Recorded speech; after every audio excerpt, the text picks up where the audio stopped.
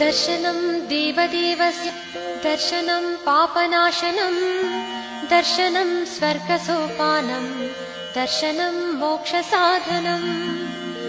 दर्शनेन जिनेन्द्राणां साधूनां बन्धनेन च न चिरं तिष्ठति पापं छिद्रहस्ते यथोदकम्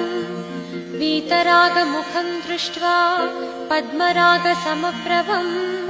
नेकजन्म कृतं पापं दर्शनेन विनश्यति दर्शनं जिनसूर्यस्य संसारध्वान्तनाशनं बोधनं चित्तपद्मस्य समस्तार्थप्रकाशनम् दर्शनं जिनचन्द्रस्य सद्धर्मामृतवर्षणं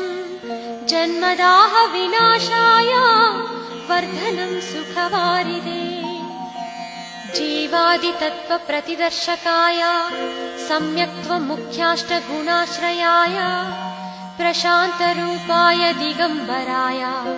देवादिदेवाय नमो जिनाय चिदानन्देकरूपाय जिनाय परमात्मने परमात्मप्रकाशाय नित्यं शुद्धात्मने नमः अनन्तानन्तसंसारा सन्ततिच्छेदकारणं जिनराजपदाम्भोजा स्मरणं शरणं मम अन्यथा शरणं नास्ति